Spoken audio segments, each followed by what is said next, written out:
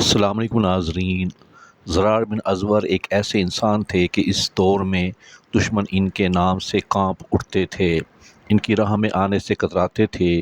جنگ ہوتی تو سارے دشمن اور فوجیں زرہ اور جنگی لباس پہن کر جنگ لڑتے تھے، لیکن آفرین حضرت زرار ذرا تو درکنار اپنا کرتا بھی اتار دیتے تھے۔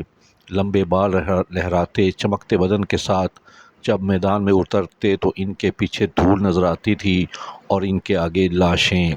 اتنی پھرتی اور تیزی بہادری سے لڑتے تھے کہ دشمن کی صفیں چیر کر نکل جاتے تھے۔ ان کی بہادری پر بے شمار مرتبہ حضرت خالد بن ولید کو تعریف کرنے اور انعام و اکرام دینے پر مجبور کیا۔ دشمنوں میں وہ ننگے بدن والا کے نام سے مشہور تھے۔ رومیوں کے لاکھوں کی تعداد پر مشتمل لشکر سے جنگ اجنادین جاری تھی۔ حضرت زرار حسب معمول میدان میں اترے اور صف آرا دشمن فوج پر طوفان کی طرح ٹوٹ پڑے۔ اتنی تیزی اور بہادری سے لڑے کہ لڑتے دشمن فوج کی صفیں چیرتے ہوئے مسلمانوں کے لشکر سے بچھڑ کر دشمن فوج کے درمیان تک پہنچ گئے۔ دشمن نے انہیں اپنے درمیان دیکھا تو ان کو نرے میں لے کر بڑی مشکل سے قید کر لیا۔ مسلمانوں تک بھی خبر پہنچ گئی کہ حضرت زرار کو قید کر لیا گیا ہے۔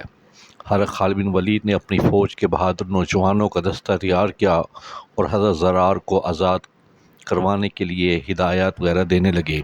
اتنے میں انہوں نے ایک نقاب پوش سوار کو دیکھا جو گرد اڑاتا دشمن کی فوج پر حملہ آور ہونے جا رہا تھا۔ اس سوار نے اتنی تند خوئی اور غضبناکی سے حملہ کیا کہ اس کے سامنے سے دشمن پیچھے ہٹنے پر مجبور ہو گیا۔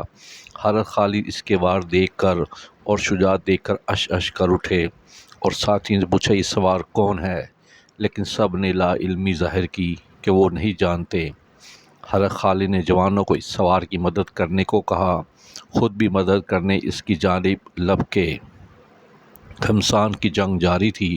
کبھی حضرت خالد بن ولید اس سوار کو نرغے سے نکلنے میں مدد کرتے، کبھی وہ سوار حضرت خالد کی مدد کرتا۔ حضرت خالد اس سوار کی بہادری سے متاثر ہو کر اس کے پاس گئے اور پوچھا کون ہو تم؟ اس سوار نے بجائے جواب دینے کے اپنا رخ موڑا اور دشمنوں پر جارحانہ حملے اور وار کرنے لگا۔ موقع ملنے پر دوسری بار پھر حضرت خالد نے پوچھا اے سوار تو کون ہے؟ اس سوار نے پھر بھی جواب دینے کی بجائے رخ بدل کر دشمن پر حملہ آور ہوا۔ تیسری بار حضرت خالد نے اس سوار سے اللہ کا واسطہ دے کر پوچھا کہ اے بہادر تو کون ہے؟ تو نقاب کے پیچھے سے نسوانی آواز آئی، میں زرار کی بہن خولہ بنت ازور ہوں اور اس وقت تک چین سے نہیں بیٹھوں گی جب تک اپنے بھائی کو آزاد نہیں کروا لیتی۔ حضرت خالد نے کہا پہلے کیوں نہیں بتایا؟ تو کہنے لگی آپ نے منع کر دینا تھا۔ حضرت خالد نے کہا آپ کو آنے کی کیا ضرورت تھی، ہم تھے آزاد کروانے کے لیے۔ تو حضرت خولہ نے جواب دیا کہ جب بھائیوں پر مصیبت آتی ہے تو بہنیں ہی آگے آیا کرتی ہیں۔ پھر مسلمانوں حضرت خولہ نے مل کر حضرت زرار کو آزاد کروا کر دم لیا۔ حالانکہ خولہ بنت ازور کی اپنی شخصیت بھی کچھ باکمال نہ تھی، لیکن زرار بن ازور کی بہن ہونے کی وجہ سے مزید شہرت ملی۔ زرار بن ازور کا ذکر ملک شام کی فتوحات میں نمایاں طور پر ملتا ہے۔ حضرت زرار والے واقعے کے کچھ ہی عرصے بعد شام کے عیسائیوں نے اپنے ایک کمانڈر بولس اور اس کے بھائی بطرس کی قیادت میں مسلمانوں کے ایک چھوٹے لشکر پر حملہ کر کے کچھ مسلمان خواتین کو گرفتار کر لیا، جن میں حضرت خولہ بھی شامل تھی۔ گرفتار شدہ عورتیں قبائل عرب سے مقابلہ کرنے کی خوگر اور عادی تھیں۔ یہ سب عظیم اور غیرت مند خواتین آپس میں جمع ہوئیں اور حضرت خولہ بنت ازور رضی اللہ تعالیٰ عنہا نے انہیں مخاطب کر کے کہا حمیر کی بیٹیوں، اے قبیلہ تبع کی یادگاروں، کیا تم اس بات پر رضامند ہو اور یہ چاہتی ہو کہ رومی کافر اور بے دین تم پر غالب آ جائیں؟ تم ان کی لونڈیاں باندیاں بن کر رہو۔ کہاں گی غیرت، کہاں گی تمہاری وہ شجاعت؟ کیا ہوتی ہے تمہاری وہ غیرت جس کا چرچا عرب کی لونڈیوں میں ہے اور جس کا ذکر عربی مجلسوں میں ہوا کرتا تھا؟ افسوس، میں تمہیں غیرت و حمیت سے خالی اور شجاعت و برات سے دور دیکھ رہی ہوں۔ میرے نزدیک اس آنے والی مصیبت سے تمہارا قتل ہو جانا بہتر اور رومیوں کی خدمت کرنے سے مر جانا افضل ہے۔ یہ سن کر عفیرہ بنت عفار حمیریہ نے کہا، اے بنت ازور، تم نے ہماری شجاعت و برات، عقل و دانائی، بزرگی اور مرتبہ کے متعلق جو کچھ بیان کیا وہ واقعی سچ ہے، اور یہ بھی صحیح ہے کہ ہمیں گھوڑے کی سواری کی عادت ہے۔ دشمن کا رات کے وقت بھی قافیہ تنگ کر دینا آتا ہے، مگر یہ تو بتائیے کہ جو شخص نہ گھوڑا رکھتا ہو، نہ نیزہ اس کے پاس کوئی ہتھیار ہو، نہ تلوار، ایسا شخص کیا کر سکتا ہے؟ آپ کو معلوم ہے کہ ہمیں دشمن نے اچانک گرفتار کر لیا، ہمارے پاس اس وقت کوئی طاقت سامان نہیں، ہم بکریوں کی طرح ادھر ادھر بھٹکتے پھر رہے ہیں۔ یہ سن کر حضرت خولہ رضی اللہ عنہا نے کہا، قبیلہ طبائیہ کی بیٹیوں، تمہاری غفلتوں کا کچھ ٹھکانہ ہے؟ خیموں کی لکڑیاں اور ستون تو موجود ہیں، ہمیں چاہیے کہ ہم انہیں اٹھا کر بدبختوں پر حملہ آور ہوں۔ ممکن ہے کہ ارحم الراحمین ہماری مدد کرے اور ہم غالب آ جائیں، ورنہ کم از کم شہید ہی ہو جائیں، تاکہ یہ کلنک کا ٹیکا تو ہماری پیشانیوں پر نہ لگنے پائے۔ اس کے بعد ہر ایک عورت نے خیمہ کی ایک لکڑی کو اٹھائی۔ حضرت خولہ بن ازور خود بھی کمر باندھ کر ایک بڑی سی لکڑی کاندھے پر رکھ کر آگے بڑھی۔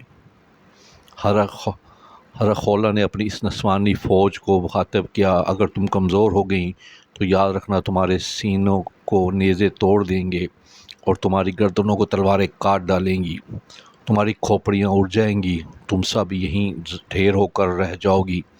یہ کہہ کر آپ نے قدم بڑھایا اور ایک رومی کے سر پر زور سے لکڑی ماری کہ وہ زمین پر گر پڑا اور مر گیا۔ رومیوں میں کھلبڑی پڑ گئی۔ جیسے ہی کوئی شخص ان کے قریب پہنچتا، یہ پہلے لکڑیوں سے اس کے گھوڑے کے ہاتھ پیر توڑ دیتی۔ جس وقت وہ سوار الٹے منہ گرتا تو ضربے مار مار کر اس کا سر توڑ دیتی، اس لیے ان تک کوئی نہ پہنچ سکا۔ ان بہادر خواتین نے اس طرح 30 سوار موت کے گھاٹ اتار دیے۔ بطرس یہ دیکھ کر آگ بگولا ہو گیا، گھوڑے سے نیچے اتر آیا اور اس کے ساتھ ہی اس کے ہمراہ بھی پیدل ہو گئے۔ پھر وہ سب نیزے اور تلواریں لے کر خواتین اسلام کی طرف بڑھے۔ خواتین آپس میں دوسرے کی طرف لپکیں اور آپس میں کہنے لگیں، ذلت کی زندگی سے عزت کے ساتھ مر جانا بہت زیادہ افضل ہے۔ حضرت خولہ بنت ازور کی طرف اس نے دیکھا جو ایک شیرنی کی طرف دوڑ رہی تھی۔ بطرس یہ سن کر غصے میں بھر گیا اور ساتھیوں سے کہنے لگا کہ تمام ملک شام اور گروہ عرب میں اس سے زیادہ اور کیا شرم کی بات ہوگی کہ عورتیں تم پر غالب آ جائیں۔ یسوع مسیح اور بادشاہ ہرقل کے خوف سے ڈرو اور انہیں قتل کر دو۔ رومی یہ سن کر جوش میں آئے اور سب نے مل کر خواتین پر یک لخت حملہ کر دیا۔ خواتین اس شدید حملے کو صبر و استقامت سے برداشت کر رہی تھیں۔ اسی دوران انہوں نے حضرت خالد بن ولید اور ان کے لشکر کو دیکھا جو گرد و غبار اڑاتا ہوا اب ان کے قریب پہنچ چکا تھا۔ مجاہدین کی تلواریں چمکتی ہوئی خواتین کو نظر آ رہی تھیں۔ حضرت خالد بن ولید کے لشکر نے جو اس واقعے کی خبر سن کر فوری مدد کے لیے آیا تھا، حملہ کر کے اپنی بہادر بہنوں کو بھیڑیوں کے نرغے سے چھڑا لیا۔ خولہ بن ازور کی وفات خلافت سیدنا حضرت عثمان رضی اللہ عنہ کے آخری دور میں ہوئی۔ السلام علیکم ناظرین۔